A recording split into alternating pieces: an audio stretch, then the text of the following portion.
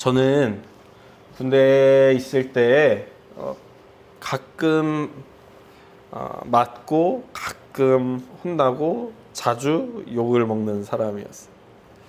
물론 이제 구타라는 것이 좋은 게 아니기 때문에 구타한 사람이 잘못한 거죠. 근데 욕을 먹은 건 돌이켜 생각해보면 욕 먹을만 했다라는 생각이 들 때가 있어요. 왜냐면 여러분도 아시겠지만 제가 고집이 굉장히 세잖아요.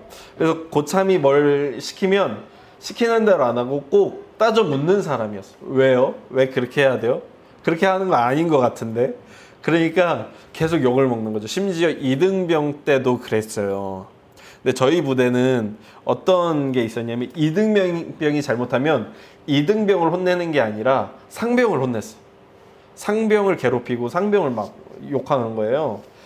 그러면 그게 이제 내리갈굼으로 내려와서 저까지 이제 오게 되는 건데, 혹은 이제 아예 100일도 되기 전에 이제 노란 견장이라고 얘는 이제 조심해서 달아야 된다라고 할 때는 그것도 안 하고 없는 사람 취급을 하곤 했어요. 그러니까 갓 전입간 애들은 가끔 없는 사람 취급을 받았고, 저도 때로는 그렇게 없는 사람을 취급을 받곤 했었죠. 근데 그때 참 힘들었던 것 같아요. 이등병 때 막 혼나기도 하고 맞기도 하고 그런 것도 힘들었지만 없는 사람 취급받는 게 굉장히 힘들었다는 생각이 들어요. 그리고 차라리 내가 혼나면 혼났지, 왜 내 바로 윗 고참을 혼내나 라는 생각도 많이 했던 것 같아요. 약자로서 있는다는 것이 결코 쉽지 않다는 것을 경험했던 굉장히 중요한, 제 삶에서 중요한 경험이었던 것 같아요. 저 오늘 본문에서 그동안 교회 역사에서 무시되거나 그 이름이 지워졌거나 혹은 때로는 굉장히 적대시되었던 이 하갈이란 여인에 대해서 좀 다르게 볼 수 있지 않을까라고 여러분과 나눠보려고 합니다. 오늘 본문에는 4명의 등장인물이 나오죠. 아브람, 사라, 하갈, 그리고 하나님이 나와요. 아브람과 사라와 하나님은 우리에게 매우 익숙한 이름이고 자주 듣는 이름이지만 하갈은 그렇게 자주 듣지는 못했던 것 같아요. 그런데 참 비운의 등장인물이라고 생각되는데요. 이 여인은 본문 3절, 오늘 본문의 3절을 보면 애굽 사람이었어요. 그러니까 아브라함이 애굽 여인을 여종으로 데리고 있었다는 걸 볼 때 이 여인이 원래부터 아브라함이랑 같이 있었던 건 아닌 것 같고, 12장에 아브라함이 애굽에 갔을 때 자신의 아내 사례를 누이라고 속였다가 바로에게 빼앗기고 바로가 그 사례를 아내로 들이면서 많은 재물과 종들을 아브라함에게 주었다고 기록하거든요. 이때 이 하갈이 아브라함의 여종이 되었겠구나 라고 우리가 유추해 볼 수가 있는 거죠. 그러니까 이때 아브라함에게 온 여인이었던 거예요. 그러니까 하갈은 애굽 여인이지만 애굽에서도 바로의 궁에서 섬기던 여종이었던가 혹은 그 주변에 살던 여인이었겠죠. 그러니까 애굽에서도 굉장히 큰 그 수도에서 살던 여인이 갑자기 한순간에 바로에 의해서 아브라함에게 전달되어지고, 그리고 아브라함에 의해 차천 동네 가나안에 와서 살게 된 여인인 거예요. 고향을 떠나게 된 거죠. 더더군다나 이 여인은 노예였기 때문에 자신의 의지로 결혼하거나 아이를 가진 것도 아니고, 우리말로 하면은 잠시만요. 뭐라고 하죠? 그 남의 아이를 갖게 되는 거? 단어가 생각이 안 나네. 뭐죠? 아니 그 되게 나쁜 말로 옛날 말로 씨바지인데, 대리모를 하게 되는 거죠. 옛날 영화 생각난다. 씨바지 하니까 옛날에 그 영화 있지 않았어요? 씨바지 우리나라에. 자신의 의지가 아닌 타인의 주인의 의지에 의해서 대리모가 되는 역할을 해야만 했던 여인이었어요.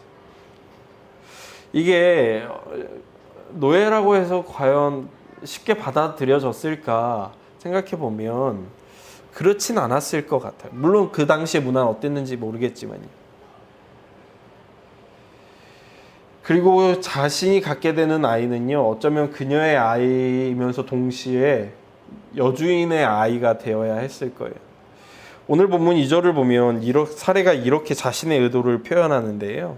사레가 아브라함에게 이르되 여호와께서 내 출산을 허락하지 아니하셨으니 원하건대 내 여종에게 들어가라. 내가 혹 그로 말미암아 자녀를 얻을까 하노라 하매 아브라함이 사레의 말을 들으니라 라고 이야기해요. 그러니까 사레의 의도는 이 하갈을 아브라함과 결혼시킴으로 인해 그 아이를 내 아이로 얻을 수 있을 거라고 여기고 있는 것이죠. 고대 사회에서 이런 문화는요, 특이한 문화는 아니었던 것 같아요. 발굴되어지는 문헌들에 따르면 주전 3000년경에서 주전 1000년경까지 바벨론에서 애굽까지 그 긴 역사와 그 넓은 영토에서 대리모에 대한 기록들이 발견되어지거든요. 그러니까 당대 아브라함이 살았던 대부분의 지역에서는 이런 대리모의 문화가 있었던 거예요. 평생을 노예로 살아왔던 여인, 그러면서도 대리모로 살아가야 하는 이 하갈이란 여인, 그 인생이 결코 순탄치만은 않았을 게 분명해 보이죠. 근데 심지어요, 이 주인들은요, 그녀를 이름으로 불러주지도 않아요. 5절에서는 사라의 목소리로, 6절에서는 아브라함의 목소리로 그녀를 칭하는 칭호가 나오는데 이렇습니다. 제가 읽어드릴게요. 사레가 아브라함에게 이르되 내가 받은 모욕은 당신이 받아야 옳도다. 내가 나의 여종을 당신의 품에 두었거늘 그가 자기의 임신함을 알고 나를 멸시하니 당신과 나 사이에 여호와께서 판단하시기를 원하노라.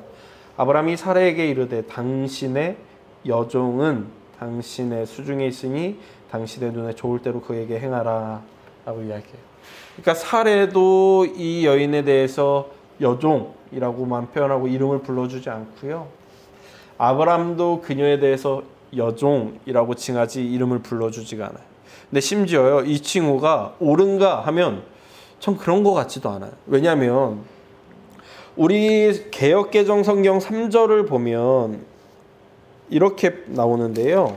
3절에 보니까 아브라함의 아내 사레가 그의 여종 애굽 사람 하갈을 데려다가 그 남편 아브라함에게 첩으로 준 때에 라고 표현하잖아요. 우리 개역개정은 여기서 이 여인을 첩이라고 표현해요. 근데 여기에 여러분 성경이 좋은 성경이라면 이렇게 뭐 각주해 놓고서 아내라고 되어 있을 거예요. 이게 원어로 이샤인가? 이샤라고 되어 있거든요. 근데 사레를 칭하는 단어도 똑같아요. 이샤. 그러니까 사레를 칭할 때도 아내라고 칭하고 3절은 하갈을 칭할 때도 아내라고 칭해요. 그러니까 사실 하갈은 여기서 아내가 된 거예요. 그런데 갑자기 5절과 6절에 와서는 아내라고 칭하지 않고 그냥 여종이라고 칭해버려요. 받아들이지 않는 거죠, 그녀의 존재를. 이름으로도 불리지 않고 마땅히 그녀가 받아야 할 칭호로도 그녀가 불리지를 않아요. 이름과 칭호가 뭐 그렇게 중요하겠느냐라고 우리가 생각할 수도 있지만 사실 그의 직분, 그가 가지고 있는 직업 혹은 그의 이름은 그를 나타내는 매우 중요한 용어인 거잖아요. 그런데 그것을 온전히 불러주지 않을 때 그녀의 존재는 도대체 뭐가 되는 거죠? 그리고 마지막으로 하갈의 처지를 보여주는 가장 중요한 표식은 그녀의 목소리가 어디에서도 들려지지 않는다는 거였어요.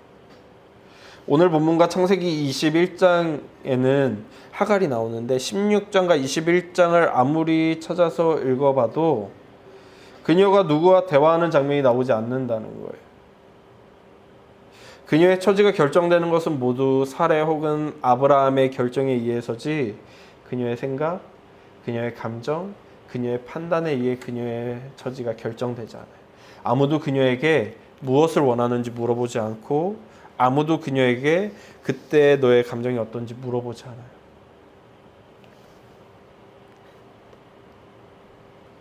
아무도 그녀의 목소리를 들으려고 하지 않죠. 그녀는 광야를 떠돌아다니는 나그네가 되어야 할 거고요. 평생을 아브라함과 결혼해서 아내가 되었음에도 아내의 대접을 받지 못하는, 그저 종의 대접을 받아야 하는 종으로서 평생을 살아야 할 겁니다. 그러니까 당대 사회에서 가장 비천하고 힘없고 소외된 계층을 대표하는 여인이 누구냐 하면 하갈이 될 거예요. 거기에 이방인이기까지 하죠. 현대 사회에도 그런 일들을 경험하는 이들이 있곤 합니다.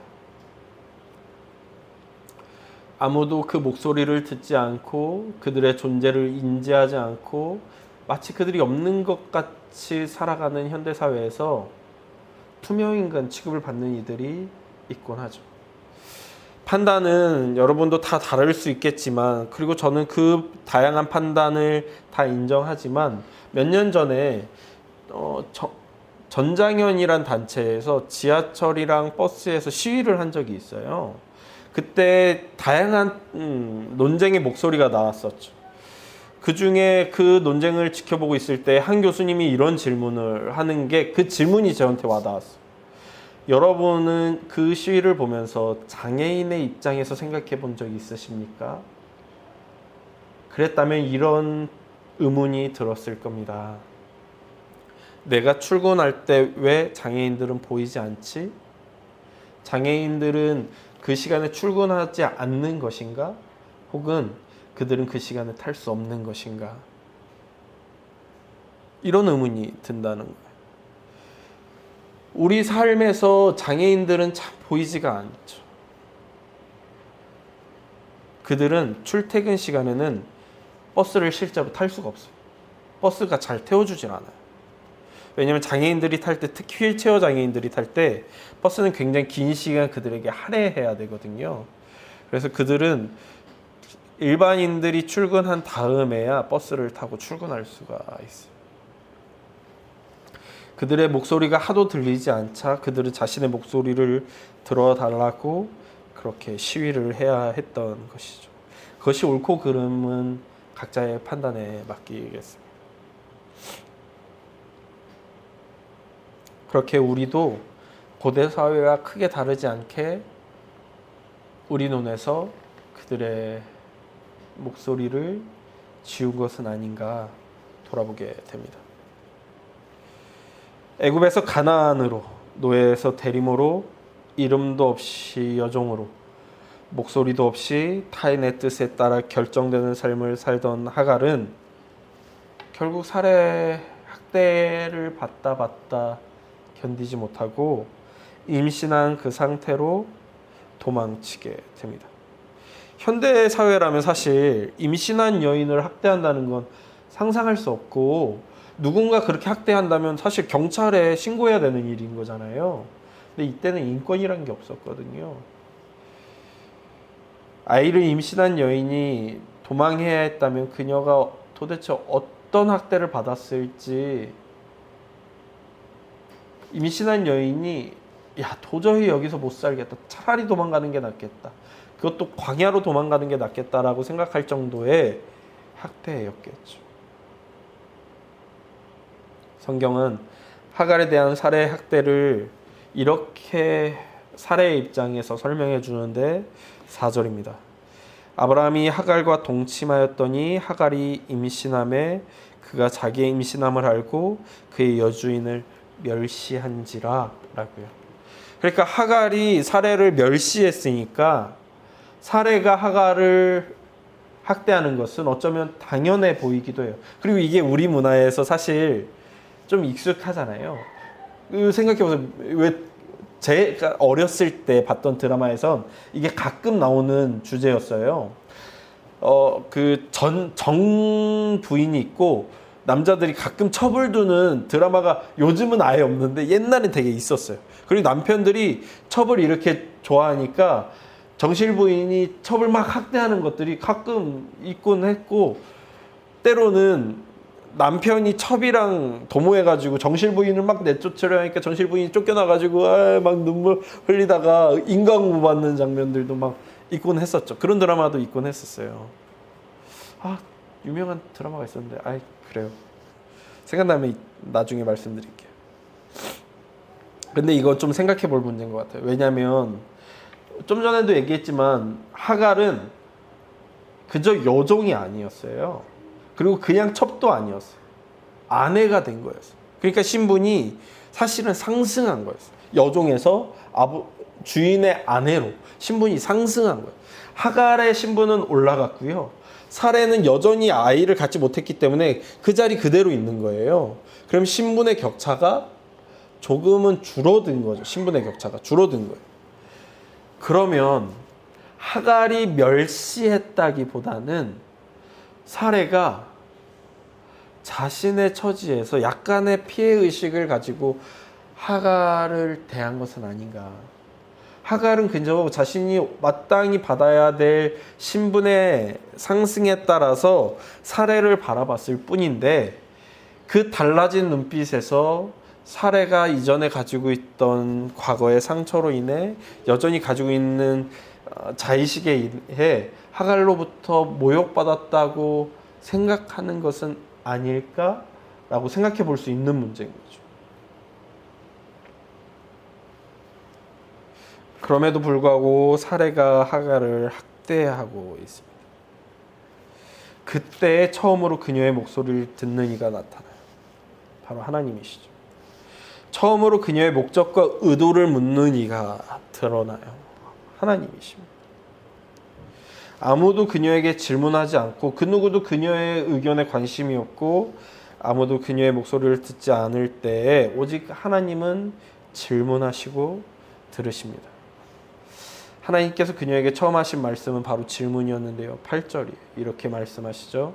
이르되 사레의 여종 하갈아 내가 어디로 왔으며 어디로 가느냐. 특히 11절에서는 이렇게 말씀하시는데요. 여호와의 사자가 또 그에게 이르되 내가 임신하였은즉 아들을 낳으리니 그 이름을 이스마엘이라 하라. 이는 여호와께서 내 고통을 들으셨음이니라 라고요.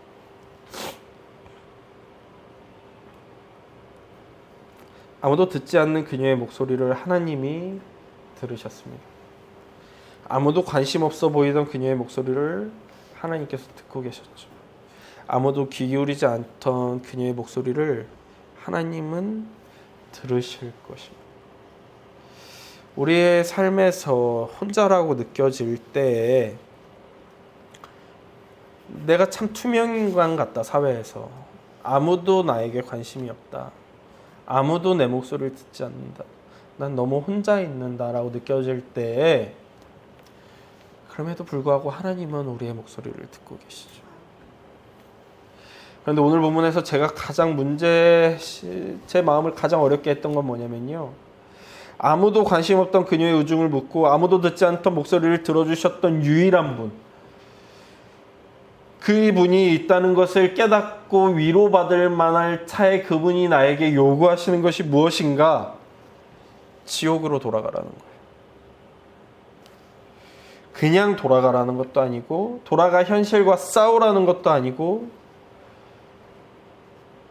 너의 지옥의 그 현실을 마주하고 그저 인정하라는 거예요. 9절에 이렇게 요구하시죠.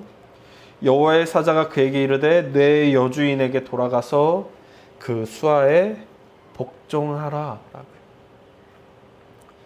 그냥 돌아가라는 거예요. 그곳이 정말 죽을 것 같아서 여기 있으면 미칠 것 같아서 여기선 도저히 견딜 수 없을 것 같아서 임신한 몸임에도 불구하고 이 임신한 몸을 과연 어디서 위로받을 수 있을까 알지도 못한 상태로 도망간 여인한테요. 그 죽을 것 같은 곳, 그 미칠 것 같은 곳, 견딜 수 없을 것 같은 곳에 돌아가라고. 그리고 그냥 그 돌아간 것뿐만 아니라 아브라함에게 의탁하는 것도 아니고 아브라함에게 의지하는 것도 아니고 사레 밑에서 복종하라고 이야기해요. 사레가 그녀를 학대하면서 부당하게 불이하게 하는 모든 명령과 학대 앞에 복종하라고 말씀하세요. 제가 이 말씀을 미리 깨달았다면 과거 담임 목사님들에게 참 복종했을 텐데 못했을 수 있을 것 같기도 하고, 이게 얼마나 어려운 일인지 사회생활 해보신 분들은 다 아시잖아요. 우리가 사회생활 해보면 우리 상급자들은 어쩜 그렇게 하나같이 다들 이상한지, 하나같이 불법, 불의, 부정한 지시를 왜 이렇게 많이 하는지 여러분 다들 경험해 보셨잖아요. 그 앞에 그리스도인으로서 과연 이 일에 내가 행해도 되는가 고민들 한 번쯤 다 해보셨잖아요.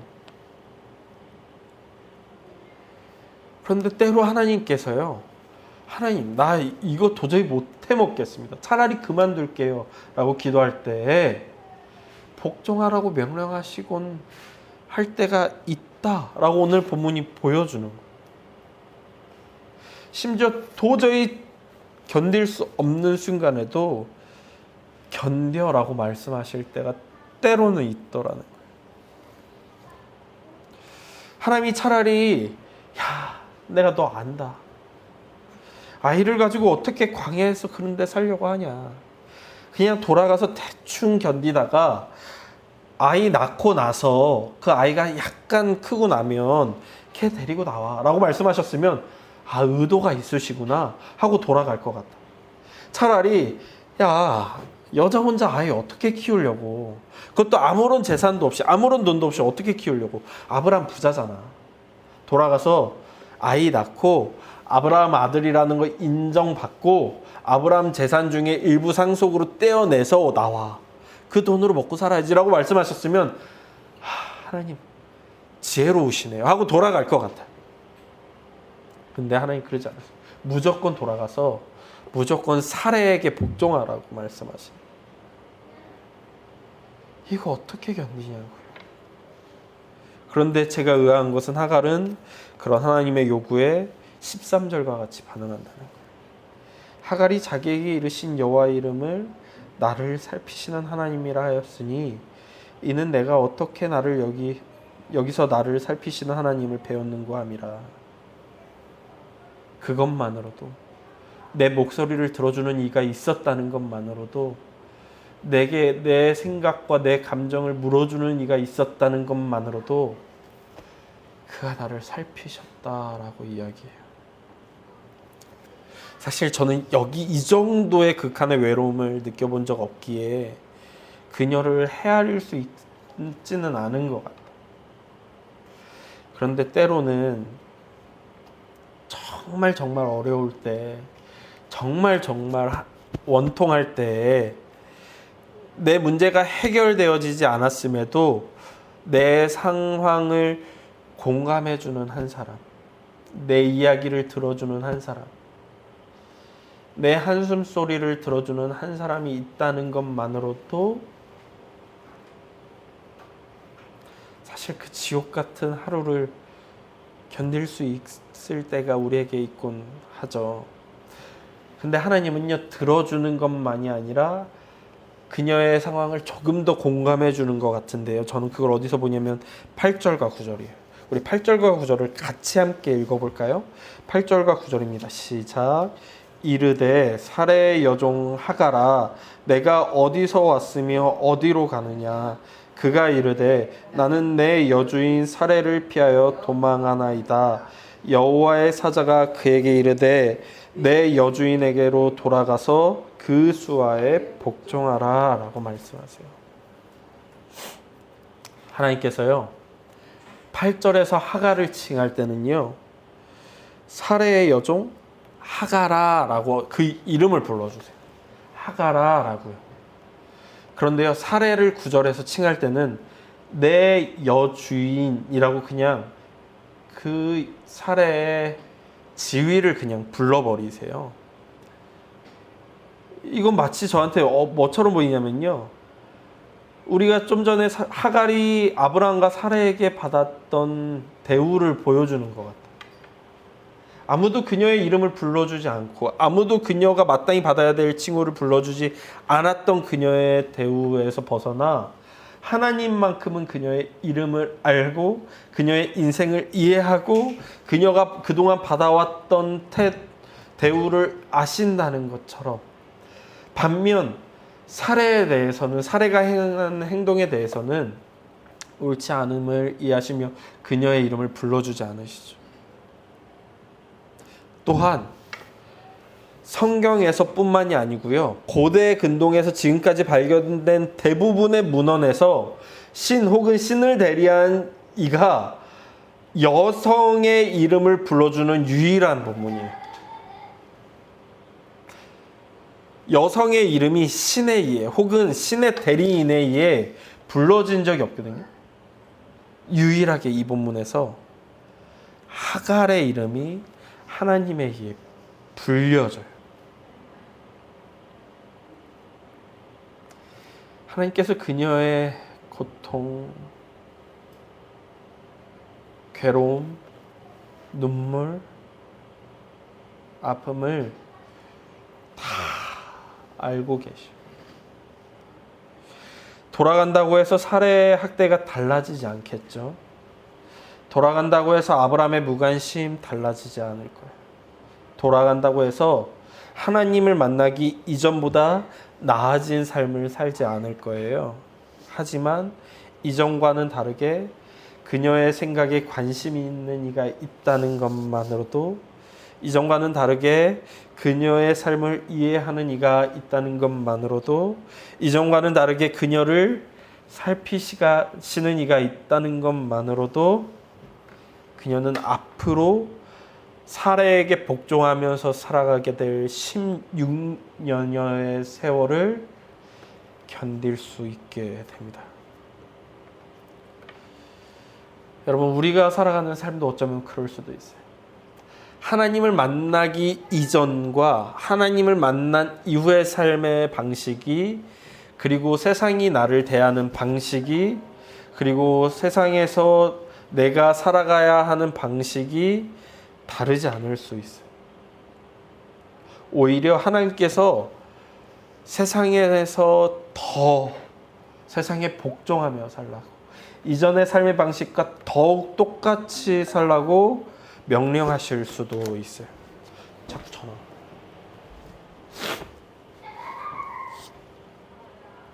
그러나 여러분, 이전의 삶의 방식과 결코 똑같지 않은 것은, 삶의 모습은 같지만 삶의 질은 다를 것이기 때문에, 이전과는 다르게 우리를 이해하고 우리의 목소리를 들으시며 우리를 살피시는 분이 계시기 때문입니다. 우리 모두의 삶이 과거와는 다른 하나님의 살피심 가운데 있기를 소망합니다. 우리 이 시간 함께 찬양하고 기도했으면 좋겠는데요.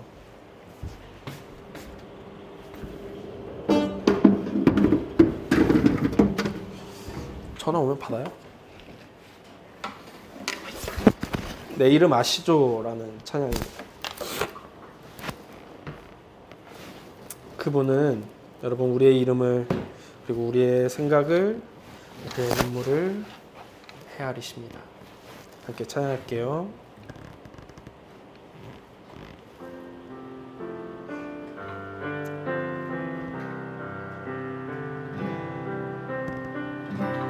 나를 지으신 주님, 내 안에 계셔. 처음부터 내 삶은 그의 손에 있었죠. 그는 내 아버지, 그는 내 아버지, 난 그의 소유. 내가 어딜 가든지 날 떠나지 않죠. 내 이름 아시죠? 내 이름 아시죠? 내 모든 생각도 내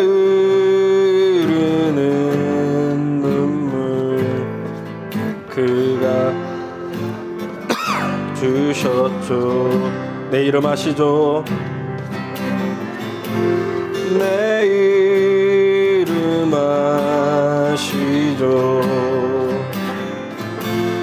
내 모든 생각도 아바라 부를 때 아바라 부를 때 그가 내 이름 아시죠? 내 이름 아시죠? 아멘. 내 모든 생각도 내 흐르는 눈물 내 흐르는 눈물 그가 닦아주셨죠. 아바라 부를 때 아바라 부를 때 그가 들으시죠. 시간 함께 기도하시죠. 하나님을 믿는다고 해서 이전과 다르지 않은 삶이라면 왜 그분을 믿어야 하는가?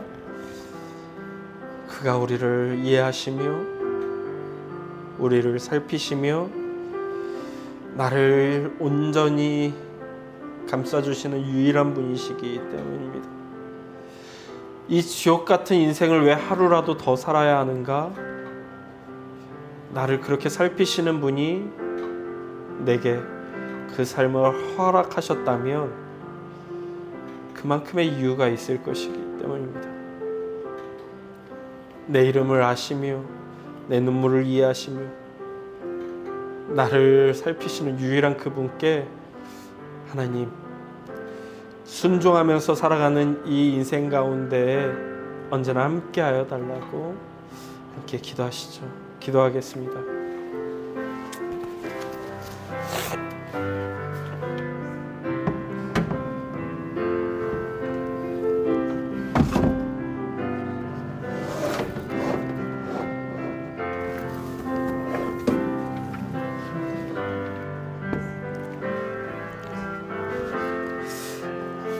오직 하나님만이 우리의 모든 것 되시며 하나님만이 우리의 전능자가 되신다는 우리의 고백은 그분이 우리의 삶을 더 행복하고 더 즐겁고 더 부유하고 더 풍요롭게 만들기 때문만이 아니라 때로는 그렇게 하실 수 있지만 때로는 우리의 필요에 따라 혹은 하나님의 뜻에 따라 우리의 삶을 이전과 다르지 않은 그 삶으로 밀어넣으실 때도 있기 때문입니다.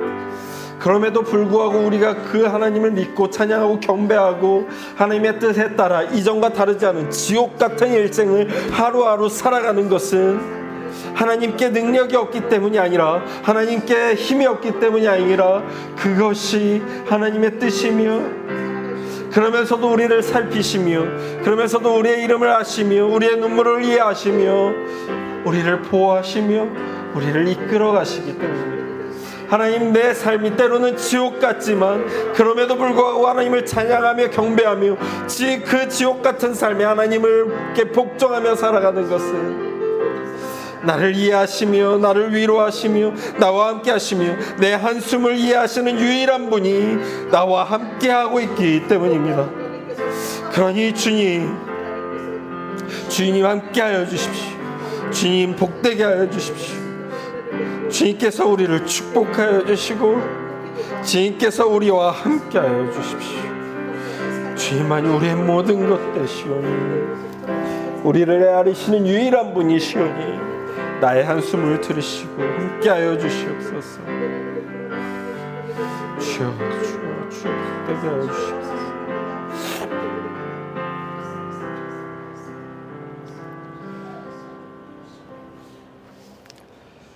하나님,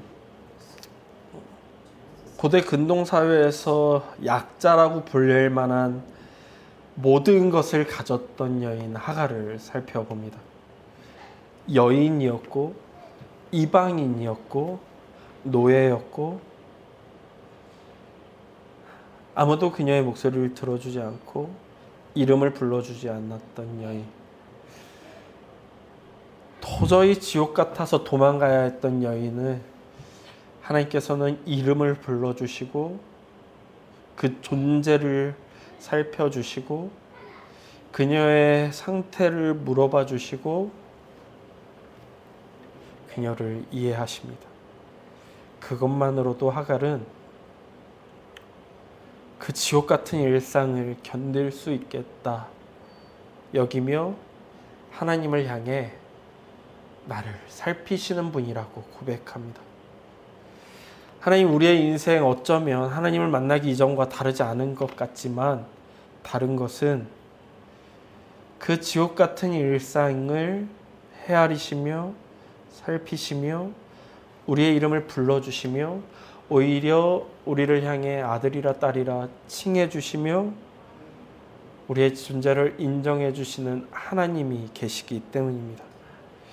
그러니 매 순간 매일 살아가면서 하나님 감사합니다라고, 오늘도 당신이 있어 내가 오늘을 견뎠습니다라고,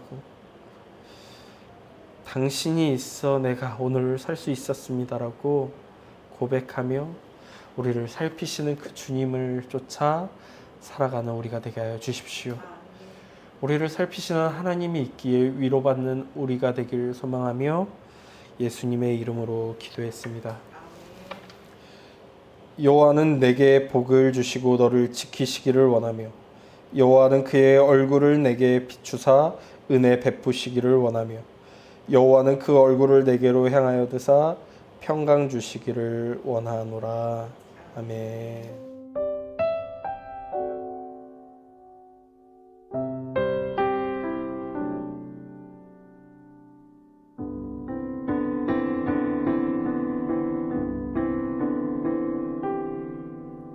샬롬 샬롬 샬롬 샬롬 샬롬 샬롬 내니 두려워 말아라 나의 아들 나의 딸아 안심하라 샬롬 샬롬 샬롬 샬롬 샬롬 샬롬 나의 평안을 주노라 세상과는 다른 평안 두려워 마라 샬롬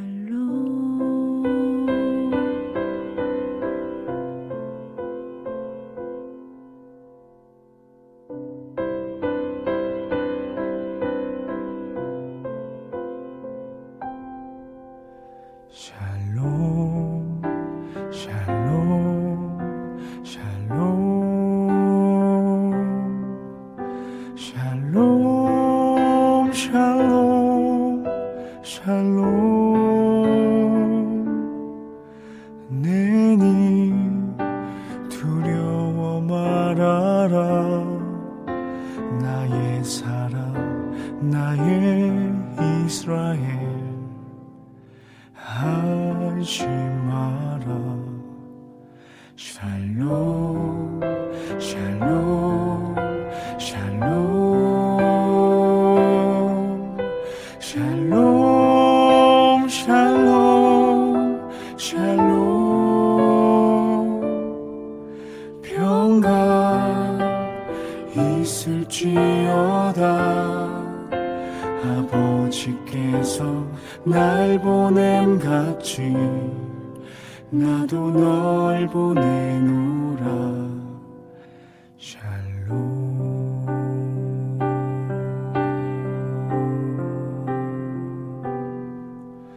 샬롬